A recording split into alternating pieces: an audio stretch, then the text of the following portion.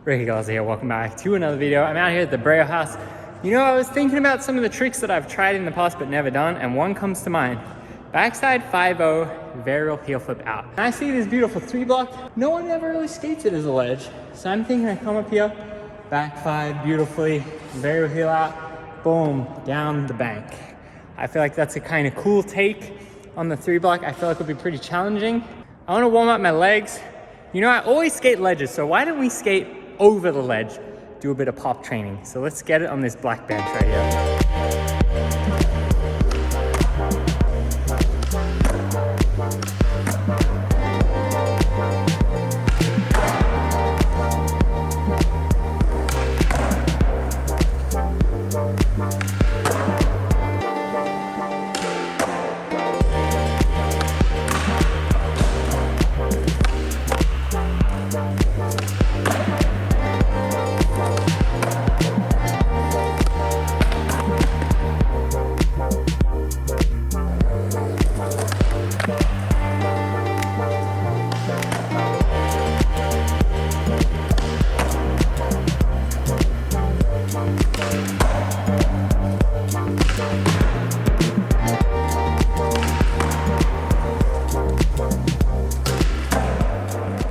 Alright, that was pretty fun. Definitely gets the heart pumping when you have to pop up like that. So I think now I'm ready to try it. Maybe I'm gonna wax it up a little bit, do a few basic tricks, and then we might be ready to have a dig.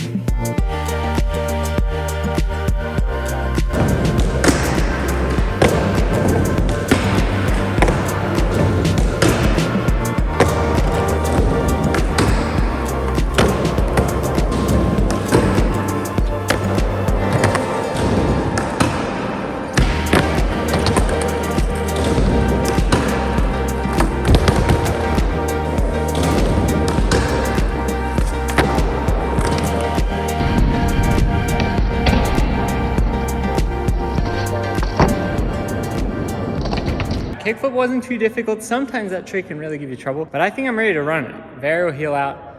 Let's see where we're at. Let's really try some.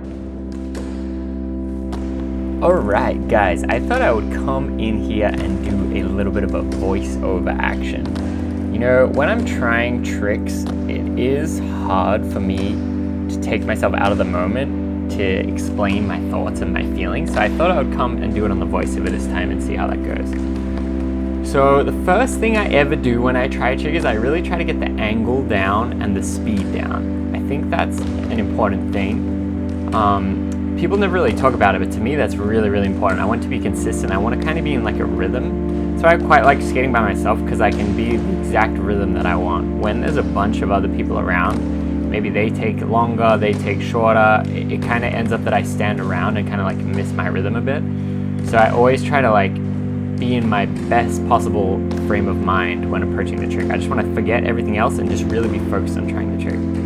One thing I'll say that I haven't heard other people say too is there's always this point in trying a trick where you definitely know you can do it. And we're going to see it right here. So I haven't got close yet until now.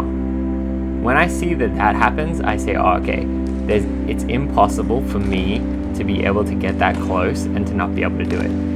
So when you get to that point of knowing that you definitely can do it, then to me it's just a matter of maths. It's like, okay, I need more attempts before I get too tired to be able to do it anymore. So if I just keep going attempt, eventually there's no way that I'm not going to be able to land it if I got that close, right? You know, if you aren't getting close, that's when it becomes really hard because your mind is telling you, I know that I can do this. I can see how it will work. I can envision how it will work with my body. But if you don't have that indicator of really saying like, I'm gonna do it, it can be really hard to overcome that.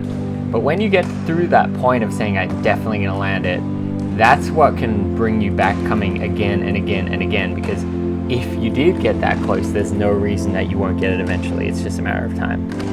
But I was struggling a little bit with this trick. What I kept noticing was I was missing my flick on the varial heel. I'm not very good at varial heels in general, but I kept missing it, so I kind of thought, why am I missing it?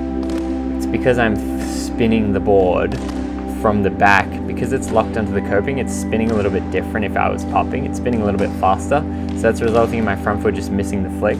So then I thought, okay, how can I combat that? Well, maybe I need to put my front foot a little bit more on the board and a little bit lower down. So then I can really make sure I get the flick in before the board gets out of the way. And I think this is around the time that I figured that out. See, there's just another missing the flick. And now I'm starting to really dial them in and get close. Yeah, that was close to a land.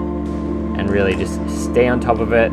Keep my weight centered, you know. That's why grind flip outs is so much harder than manuals, is because you have this added friction of the grind. It makes it much harder to keep your weight centered. When you're in a manual, you know, you're kind of always rolling at the same pace, but when you're a grind, it could stick a little bit, your weight can be off, and it makes it a lot harder. So I'm kind of getting the hang of it now. Oh, how was that not a make? I'm just trying to finish it out now. I know it's coming soon. And there it is. Maybe not the cleanest one of all time, but hey, it's still cool. First time I ever done it, I'm hyped.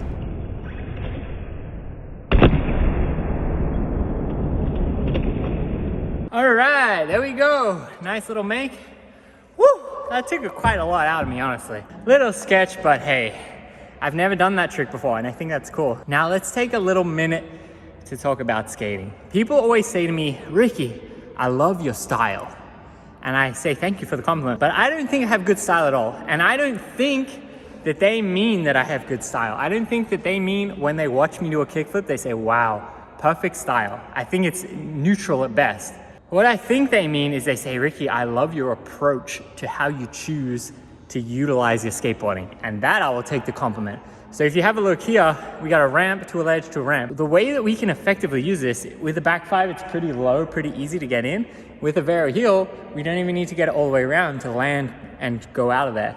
This is kind of a cool trick that works well with the spot. You know, if I said I was gonna do a backside nose blunt across this, it's not gonna work out as well because the angles are all wrong. So I use the angles to my advantage. And I think that that's what I always try to do when I go skating, is I try to listen to what the spot is telling me to do, and then try to do the coolest possible thing that I can within my skills. That's typically how I approach it, and sometimes things get a little crazy. And I think that's what people mean when they say, I like your style. Once again, just out here rambling, home alone. But yeah, guys, let me know in the comments what trick you want me to try, what spot you want me to hit, what kind of obstacle you want me to skate. Let me know. I'll try my best to make it happen. Do you like these kind of videos where it's more just raw skating, or you want the adventure, you want the spectacle, you want the heavily edited video?